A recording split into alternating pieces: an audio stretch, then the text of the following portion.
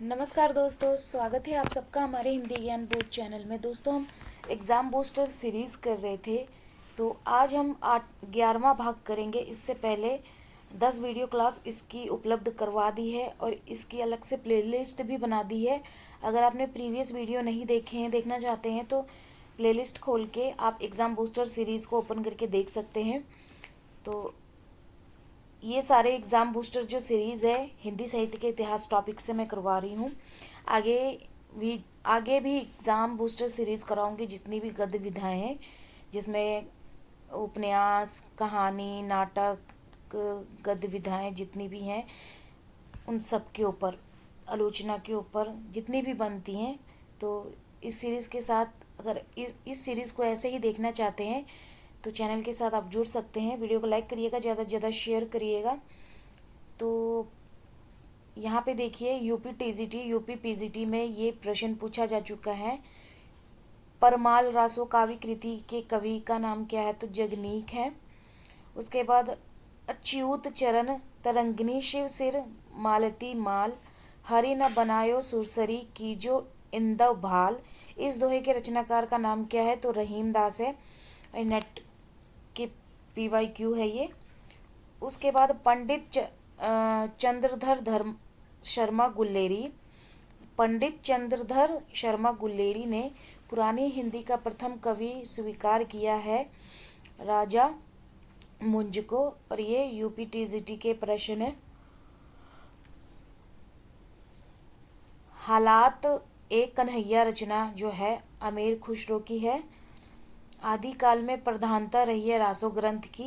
Jharkhand TGT का प्रश्न है। उसके बाद नेट का प्रश्न दोबारा रिपीट हो रहा है। आचार्य हजारी प्रसाद द्विवेदी के अनुसार 14वीं-15वीं शताब्दी के हिंदुओं, मुसलमानों, सामंतों, शहरों, सेना के सिपाहियों और लड़ाइयों का जीवंत और यथार्थ वर्णन किया है कीर्ति लता में। इसके ईयर जो हैं, किस किस ईयर में कौन कौन सी एग्ज़ाम के रिपीट हुए हैं, आए हैं प्रश्न, वो आप देख लीजिएगा। मैं वो रिपीट नहीं करूँगी, बोलूँगी नहीं मैं। तो यहाँ पे यूपी टीजीटी में देखिए ये सारे प्रश्न आए हैं, जिसमें बीसल देव रासो में डैश शैली का प्रयोग किया है। तो डैश शैली गे पद शैली का प्रयोग हुआ है।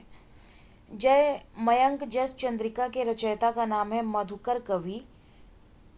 भविष्यत कहा के रचनाकार है धनपाल। GIC प्रवक्ता में रिपीट हुआ है। विद्यापति ने कुल डैश ग्रंथों की रचना की है? तो 16 ग्रंथों की है रचना। श्रृंगार काव्य है बीसल देव रासो का। पुष्पदंत की रचना नहीं है जो पौम चरऊ। सरहपा का संबंध सिद्ध साहित्य से।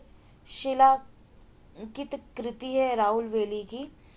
शाली भद्र सूरी की रचना का नाम है भरतेश्वर बाहुबली रास। अमीर खुसरो जाने जाते हैं तूतिया हिंद नाम से।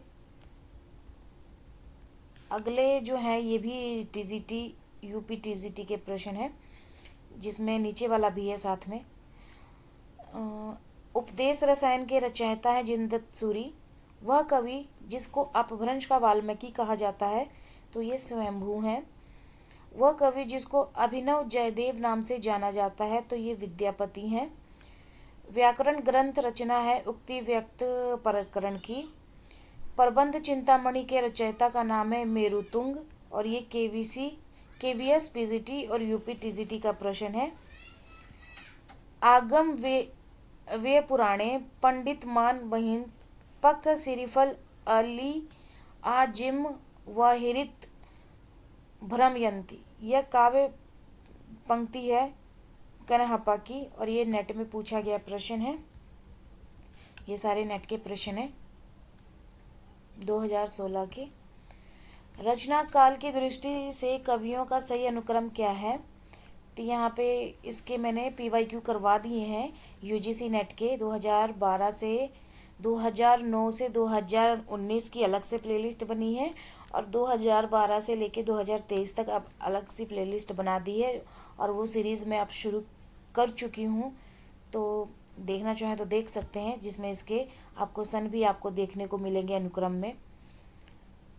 डिंगल कवियों की वीर गाथाएं, निर्गुणिया संतों की वाणियों, कृष्ण भक्त या रागानुगा भक्ति मार्ग के साधकों के पद, राम भक्ति या वैदी भक्ति मार्ग के उपासकों की कविताएं, सूफी साधना से पुष्ट मुसलमान कवियों के तथा ऐतिहासिक हिंदू कवियों के रोमांस और रीति काव्य, ये छह धाराएं अपभ्रंश कविता का स्वाभाविक विकास है। यह कथन किसका है?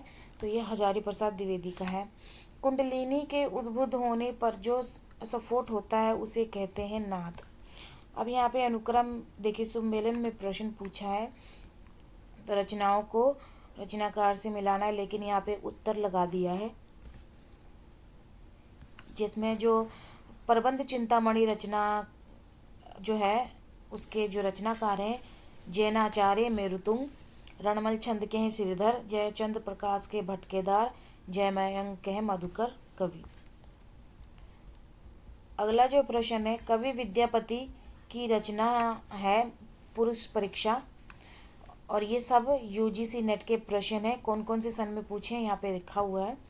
वह विद्वान जो पृथ्वीराज रासो को सर्वथा अप्रमाणिक ग्रंथ मानने वालों में शामिल नहीं है, मोहनलाल विष्णुलाल पांडे। अवहट भाषा की जो रचना है वो कीर्तिलता। आदि काल में अब्दुल रहमान कवि ने अवहट भाषा में रचना की है। वीर गाथा काल नाम से भी जाना जाता है आदिकाल। वर्षा ऋतु में गाया जाता है आल्हा। वे रचनाकार जिनकी भाषा संध्या भाषा कहा गया है वो बोधसिद्ध। वो रचनाकार जिनकी भाषा को संध्या भाषा कहा गया है तो बोधसिद्ध को कहा है। 12 बरस लोग कुकर जीवे, अरु 13 लो जिय सियार, बरस 18 छत्री जीवे, आगे जीवन को अधिकार। ये पंक्तियाँ रासो काव्य की हैं। ये पंक्तियाँ डैश रासो काव्य की हैं, तो ये परमाल रासो की है। तो नीचे तक जो भी प्रश्न आ रहे हैं वो सब नेट के हैं, ईयर देख लीजिएगा। आदिकालीन साहित्य में वीर रस की रचनाओं में प्रयोग किया गया है डिंगल भाषा। शब्दानुशासन के लेखक हैं हेमचंद्र। खलिक बारी रचना है अमीर खुसरो की। अपभ्रंश को पुरानी हिंदी कहा गया है। अपभ्रंश को पुरानी हिंदी कहा गया है चंद्रधर शर्मा गुलेरी ने। राहुल वेली रचना है रोड़ा कवि की। रासो शब्द की उत्पत्ति रसायन से मानी जाती है, ये किसने कहा है? तो रामचंद्र शुक्ल ने। और ये सेम प्रश्न रिपीट हुआ है DSSSB पीजीटी में और राजस्थान कॉलेज लेक्चरर में। उसके बाद देखिए ये 3 प्रश्न भी नेट के हैं, सन देख लीजिएगा अपने आप से। आदिकालीन रचनाओं का सही अनुक्रम है भरतेश्वर, बाहुबली रास, स्थूलीभद्र रास, नेमिनाथ रास, संगीत रत्नाकर। तो ये मैंने इसकी अलग से प्लेलिस्ट बनाई है 2004 से 2019 तक PYQ नेट के को टॉपिक वाइज। तो अगर आप नहीं देखे हैं तो देख सकते हैं, वहाँ पे आपको इसका सन देखने को मिल जाएगा। पोएम चरु रचना जो है स्वयंभू की है। 10वीं शताब्दी के जो कवि हैं वो पुष्पदंत हैं। दोहा कोश रचना है सरापा की। और ये सेम प्रश्न DSSB PGT में, MP असिस्टेंट प्रोफेसर में और नेट में पूछा है। अगला जो नेट के ये सारे प्रश्न हैं, रचना काल की दृष्टि से कृतियों का सही अनुक्रम, तो इसका भी मैंने अलग से बनाया हुआ है 2012 का। कोअलेमाला कथा, राहुल वेल, उक्ति व्यक्ति प्रकरण, वर्ण रत्नाकर, ये इनके अनुक्रम है, देख लीजिएगा, मैंने अलग से प्लेलिस्ट बना दी है। सरहपा का संबंध है सिद्ध साहित्य से। अपभ्रंश का मुख्य छंद जो है दोहा है। परमात्मा प्रकाश के रचनाकार हैं योगींद्र जोइंदू। अगला जो प्रश्न बनता है, सबरस के रचनाकार है मुल्ला वजही। और ये सब नेट के प्रश्न हैं, 2013, 14, 15 के हैं। हठ योग का प्रभाव पड़ा है गोरखनाथ पे। कुवलयमाला कथा के रचनाकार हैं उदत्तन सूरी। अधामन की रचना जो है संदेश रासक, इसको अब्दुल रहमान भी नाम है। 8वीं शताब्दी के कवि का नाम जो नहीं है, ये ऑप्शन दिए हुए थे जिसमें सही उत्तर इसका होगा हेमचंद्र। पुष्पदंत की रचना प्रबंध रचना है अणय कुमार चिरऊ। मैथिली हिंदी में रचित गद्य की पहली पुस्तक है वर्ण रत्नाकर। और ये सेम प्रश्न देखिए 14-15 में रिपीट हुआ है नेट के। बाकी यूपी पीसीटी के प्रश्न आ रहे हैं। सिद्धों की साधना में शून्य का पूरक तत्व था ज्ञान। व्याकरण ग्रंथ के रूप में प्रतिष्ठित है उक्ति व्यक्ति प्रकरण। काल क्रम अनुसार संगति क्रम होगा जो वो है कुल्यमाला, राहुलवेली, उक्ति व्यक्ति प्रकरण और कीर्तिलता। आगे कालक्रम की दृष्टि से सबसे पुराना कवि जो है विद्यापति। गोरखबानी नामक पुस्तक के संपादक है डॉक्टर पीताम्बर दत्त बर्थवाल और ये MP assistant professor UP PCT में पूछा जा चुका है। यूपी पीसीटी के अगला प्रश्न जो है वह ग्रंथ जिसमें चंद्रबरदाई को छापियों का राजा कहा जाता है, शिव सिंह सरोज को। शिव सिंह सरोज ग्रंथ में जिसमें चंद्रबरदाई को छपियों का राजा कहा जाता है। आगे जो प्रश्न है नेट का, आदिकालीन काव्य ग्रंथों में कथा कहने की परंपरा को लक्ष्य करके पृथ्वीराज रासो के संदर्भ में डैश आलोचकों ने लिखा है कि कथा की परीक्षा इतिहास की दृष्टि से नहीं काव्य की दृष्टि से होनी चाहिए। पुरानी कथाएं काव्य ही अधिक हैं, इतिहास वह एकदम नहीं है। ये हजारी प्रसाद द्विवेदी की हैं और ये नेट में पूछा जा चुका है। यूपी पीसीटी के जो प्रश्न बनते हैं वो ये देख लीजिए। सिद्ध साहित्य के प्रथम कवि हैं सरहापा। कौल ज्ञान निर्णय के रचनाकार हैं मत्स्येंद्र नाथ। अपभ्रंश प्रभावित हिंदी रचनाएं भरतेश्वर, बाहुबली रास। रासो साहित्य का दूसरा नाम है चारण साहित्य। आदिकाल को सिद्ध सामंत युग कहा गया है राहुल साकृत्यायन ने।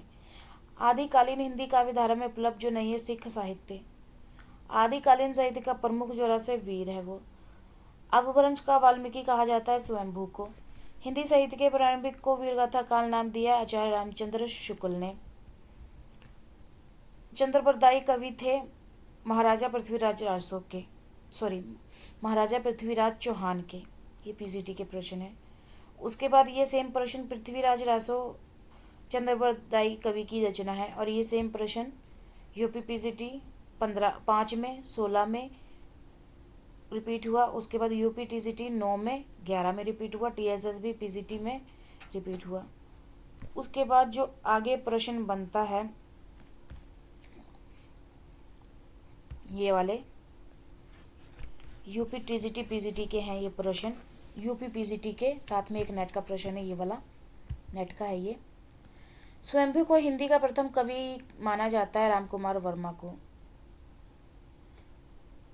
स्वयंभू को हिंदी का प्रथम कवि माना गया है किसने? रामकुमार वर्मा ने। सिद्धों में प्रचलित महामुद्रा शब्द का अभिप्राय है सिद्धि प्राप्त हेतु स्त्री संसर्ग। आल्हा उद्दल नामक 2 वीर सरदारों की वीरता वर्णन लड़ाइयों का वर्णन मिलता है परमल रासों में। नाथ पंथ के प्रणेता थे गोरखनाथ। खने खन नयन कौन अनुसराई सराई, खने खन वसन धूली तन भराई। ये पंक्ति कवि किसकी है? ये पंक्तियां जो हैं विद्यापति कवि की हैं। यूपी पीसीटी के प्रश्न हैं ये सारे। तो ये थे आज के प्रश्न। कैसे लगे कमेंट सेशन में कमेंट करके ज़रूर बताइएगा। वीडियो को लाइक करिएगा, ज़्यादा से ज़्यादा शेयर करिएगा। जो लाइक नहीं करते हैं देख के चले जाते हैं। टेलीग्राम चैनल और व्हाट्सएप ग्रुप के साथ अगर जुड़ना चाहते हैं तो वीडियो के डिस्क्रिप्शन में आपको लिंक मिल जाएगा, वहाँ से आप जुड़ सकते हैं। तो फिर मिलते हैं एक नए वीडियो में एक नए टॉपिक के साथ। धन्यवाद।